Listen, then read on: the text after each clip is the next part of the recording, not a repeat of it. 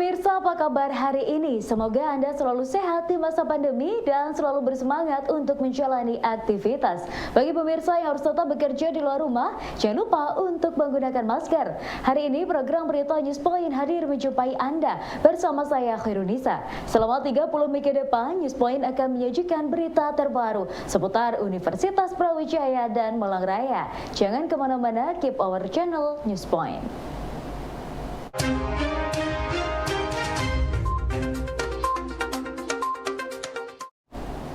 Banjirop yang melanda kawasan Pantura di Semarang dalam pandangan Guru Besar Geofisika UB, Profesor Adi Susilo, terjadi karena semakin turunnya permukaan tanah dibanding dengan permukaan air laut. Adi melihat turunnya permukaan tanah disebabkan oleh beban bangunan yang meningkat serta penggunaan air tanah yang terus-menerus berlangsung. Sekali Pak Sidik, jadi semuanya itu apalagi sekarang saya masuk ke bencana saja ya, masuk ke kebencanaan juga ya. Jadi segala sesuatu yang nantinya merugikan lingkungan, merugikan orang, merugikan infrastruktur dan lingkungan itu juga sudah termasuk bahaya, disaster. Nah, kalau seandainya terjadi rob tetapi tidak merugikan manusia, lingkungan terugi pun hanya sedikit, seperti mungkin di daerah selatan ya, rob itu juga saya kira terjadi juga, pasang naik itu juga terjadi, tetapi karena di sana tidak ada pemukiman, maka nggak ada kerugian secara ekonomi.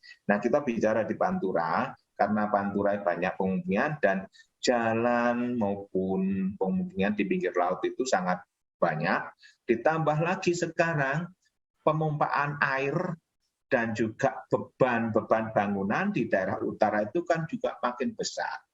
Pemumpaan air itu mengakibatkan bawah permukaan itu mengalami renggang. Ketika ditambahi beban yang cukup berat dari atas, maka akan turun, terjadi subsiden. Nah, subsiden itu otomatis akan menurunkan permukaan tanah. Nah, ketika permukaan tanah itu turun, sementara tamengnya atau bentengnya atau apa itu ya, yang penghalangnya rob itu juga akan ikut turun.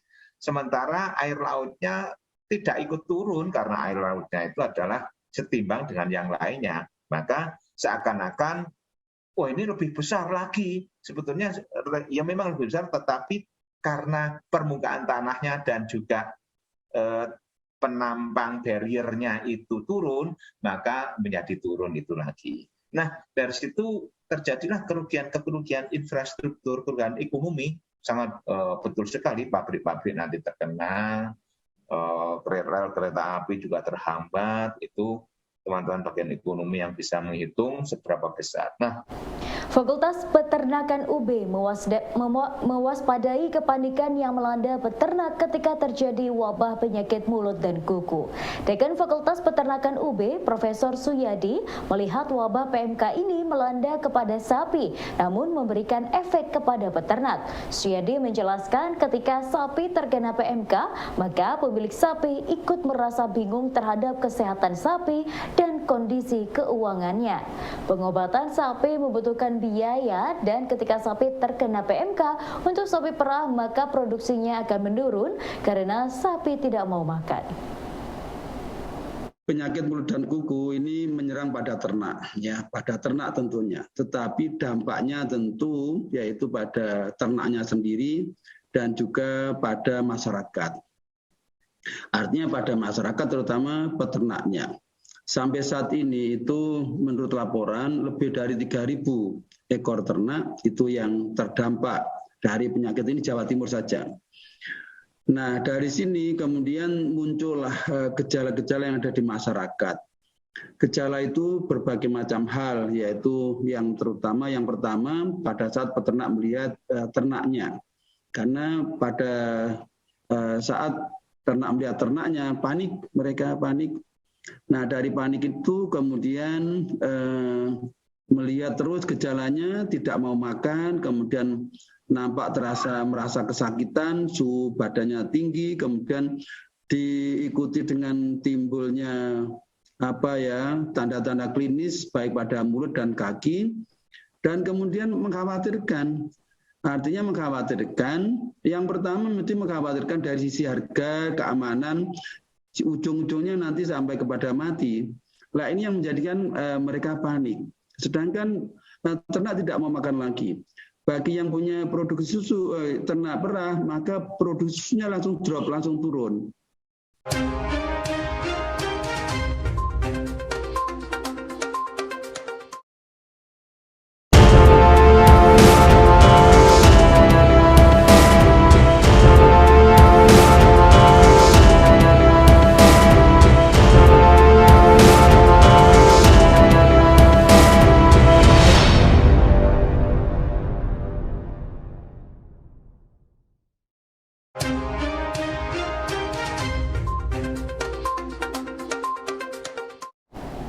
Kontestasi pemilu 2024 mulai menghangat. Pemilu serentak untuk memilih eksekutif dan legislatif akan menjadi pesta demokrasi akbar Indonesia. Undang-Undang Nomor 2 Tahun 2008 membuat kebijakan yang mengharuskan partai politik menyertakan keterwakilan perempuan minimal 30%. Namun kenyataannya kuota 30% keterwakilan perempuan di DPR tidak pernah terpenuhi. Indonesia tidak mengenal reserve seat untuk perempuan. Meskipun di MPR waktu dulu itu ada utusan golongan, utusan perempuan. Tapi bisa dikatakan gini, utusan perempuan pada saat itu kalau menjadi ketua Kowani di Kongres salah satu organisasi ya Kongres Wanita Indonesia dianggap bahwa dia adalah perwakilan perempuan gitu. Meskipun tidak semua organisasi perempuan juga bergabung di situ kan. Nah, tetapi setelah reforma itu di MPR bukan di DPR-nya, tidak ada reserve seat. Jadi misalnya kursi yang diperuntukkan untuk perempuan. Beda dengan beberapa negara, ada yang menetapkan sistem party list untuk perempuan. Kayak Filipina misalnya, Filipina itu ada party list untuk perempuan. Sehingga ada partai perempuan yang masuk ke situ. Jadi partai perempuan yang sudah ikut mendaftar pemilu, tapi dia masuknya lewat party list. Jadi bisa lewat party list. Tadi kalau partainya menang ada yang dialokasikan untuk yang masuk dari party list, tapi ada yang harus bertarung seperti biasa. Di Irak, ketika saya tanya anggota DPR-nya, mereka mengatakan ditetapkan. Karena tadi kalau jumlah perempuannya nggak sampai 30%, maka nggak sampai jumlah minimal, maka nanti ada reserve seat yang dipastikan perempuan harus masuk untuk memenuhi jumlahnya. Sudan, kalau saya tidak salah tangkap waktu itu kita diskusi, tapi sudah agak lama ya, lebih dari 7 tahun yang lalu, beliaunya, anggota parlemennya menceritakan bahwa mereka punya pemilu khusus untuk memilih perempuan. Gitu. Jadi ada beberapa kali memilih secara umum, parpol seperti biasa, tapi ada pemilihan yang untuk perempuan dan untuk indigenous people, gitu, sampai seperti itu.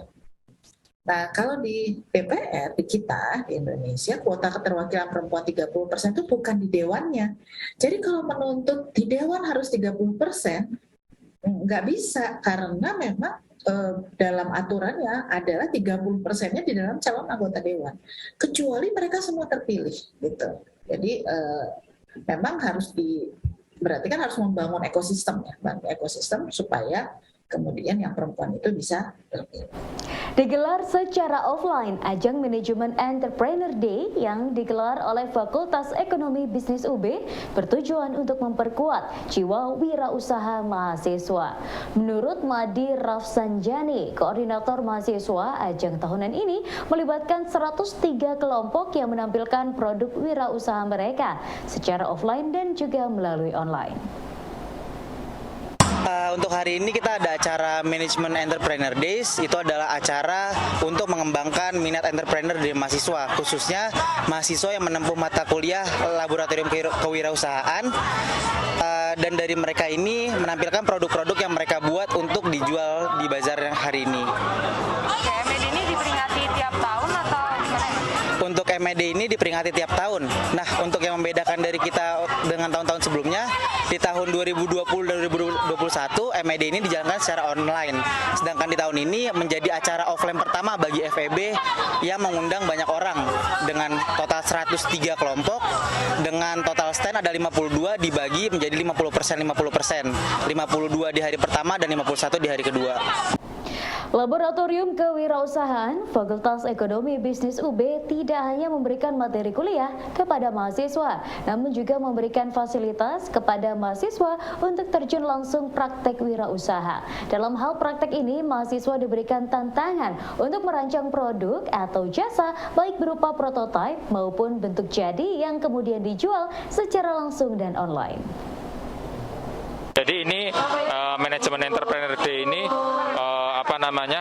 kita lebih ke mata kuliah ya, sebetulnya mata kuliah laboratorium kewirausahaan, dan mereka ini teman-teman mahasiswa jurusan manajemen, mereka dituntut untuk menuangkan ide bisnisnya, dan mereka juga harus sudah buat produk atau prototipe produk, dan mereka jual pada expo hari ini. Dan ini kita juga selenggarakan melalui website med.co.id. Jadi barangkali Bapak Ibu mungkin berada di luar kota ingin membeli produk dari mahasiswa kami, bisa akses di website kami di med.co.id. Selain online sama offline, perbedaan antara tahun lalu dengan tahun sekarang apa? Tahun sebelumnya kita full online ya, sekarang kita sudah mulai offline dan online, jadi hybrid, dan alhamdulillah antusiasme mahasiswa juga tinggi karena mereka sudah lama tidak merasakan vibes-nya offline ya, dan sekarang kita bisa offline untuk dan ini kebetulan acara di Fakultas Ekonomi yang pertama kali offline.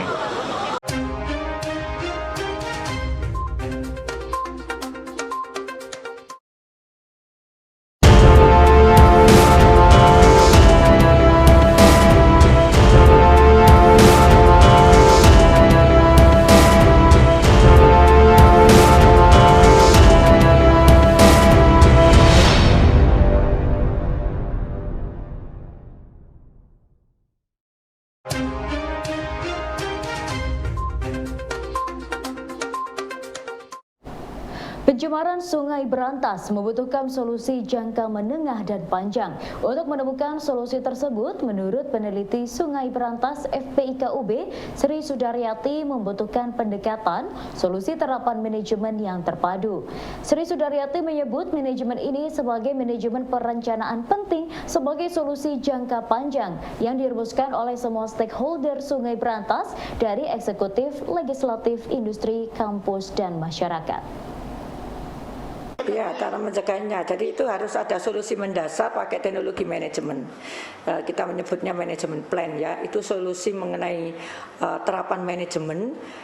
Ada kerjasama dari semua pemangku kepentingan dari sungai, dalam ini Sungai Berantas, untuk mengidentifikasi masalah sebenarnya dari Sungai Berantas itu apa, ya bersama-sama stakeholder termasuk LSM swasta harus dilibatkan dalam hal ini. Nanti bersama-sama juga mereka menentukan prioritas masalahnya, menemukan sebabnya, baru dicari solusinya. Jadi itu adalah solusi manajemen yang harus menjadi prioritas diselesaikan. Setelah itu ada solusi-solusi teknis yang itu bersifat jangka pendek. Kalau solusi manajemen bersifat jangka panjang. Kalau solusi manajemennya yang berupa manajemen lab itu tidak pernah diterapkan, ya nanti solusi teknisnya jadi kurang optimal. Ya, jadi solusi manajemen ini adalah suatu pendekatan dengan menggunakan dasar dari manajemen itu kan planning ya, perencanaan. Jadi perencanaan dari pengelolaan itu berorientasi kepada tujuan dari rehabilitasi perairan, dalam ini mungkin Sungai Berantas, itu harus disusun bersama-sama oleh stakeholder. Stakeholder itu bisa mewakili eksekutif dari berbagai instansi, kemudian legislatif, yudikatif, pihak swasta, LSM, tokoh masyarakat, juga perguruan tinggi atau badan-badan litbang lainnya. Jadi mereka bersama-sama bekerja membuat perencanaan terpadu, tadi melibatkan banyak sektor, bersama-sama mengidentifikasi masalah. Kasus tertangkapnya seorang mahasiswa UB yang terduga jaringan teroris oleh Densus 88 di sebuah rumah kos daerah Dinoyo mendapat perhatian dari Sivitas UB. Dalam konferensi pers, Wakil Rektor UB Bidang Kemahasiswaan, Profesor Abdul Hakim, menyayangkan kejadian tersebut menimpa mahasiswa UB. Ia menyampaikan bahwa UB sudah berkomitmen untuk melakukan upaya pencegahan supaya mahasiswa tidak terlibat dalam gerakan radikalisme melalui program bela negara yang diberikan sejak mahasiswa baru. Salah satu dari kegiatannya adalah pendidikan atau gerakan anti radikalisme. Sejak tahun 2020 kita secara rutin melaksanakan kegiatan atau pendidikan anti radikalisme ini. Kami juga mengundang secara rutin dari BNPB untuk memberikan ceramah kepada mahasiswa baru kami. Tahun ini pun kegiatan serupa akan kita laksanakan baik di tingkat universitas maupun di tingkat fakultas di bawah koordinasi dekan melalui wakil dekan bidang kemahasiswaan. Legasi Resto yang berada di Hotel Riz UMM memberikan konsep baru sebagai resto masakan Indonesia modern dengan menghadirkan beragam menu Nusantara. Menurut Chef Cucun, pihaknya mengambil satu menu dari setiap daerah di Nusantara, mulai dari Sumatera hingga Papua untuk dihadirkan seperti mie kluntung dari Surabaya, pecel Deso Madiun, roti jala Sumatera, nasi goreng gungso dari Semarang, dan juga lainnya. Makanan yang akan kita tampilkan itu makanan khas Nusantara. Artinya dari berbagai daerah kita ambil satu jenis item, satu makanan segala macam itu ada dari Papua, ada dari Jawa Tengah, Jawa Barat. Kita ambil satu-satu, akan kita kumpulkan menjadi suatu menu. Nah, akan kita jual di bulan depan. Emang kita itu sekarang tuh beberapa makanan akan kita tampilkan hari ini. Contohnya mie keluntung tadi itu dari Surabaya, ada roti jala itu dari Sumatera, ada pecel, ada nasi goreng gongso, dan ada ciri khas sambal legasi. Nanti kita akan mempunyai sambal ikon legasi, yaitu sambal apel. Jadi itu menjadi ikon kita, sambal apel, yang mana Malang kan penghasil apel di Indonesia. Makanya kita akan nanti ada juga makanan yang mengandung apel juga. Ada stik yang dari apel juga. Nah ini sambalnya yang ciri khas kita. Dan selain sambal ini, di menu pun kita nanti akan berbagai macam, mungkin sekitar 40 sampai 50 menu ala carte akan kita jual ke customer. Ya pemirsa, informasi tadi sekaligus menutup perjumpaan kita hari ini. Jangan lupa saksikan News Point setiap hari pukul 19.30 waktu Indonesia Barat hanya di UB TV, Televisi Pendidikan Universitas Brawijaya. Saya Khirudisa dan seluruh kru yang bertugas pamit undur diri. Tetap patuhi protokol kesehatan, wajib menggunakan masker. Terima kasih dan selamat beraktivitas.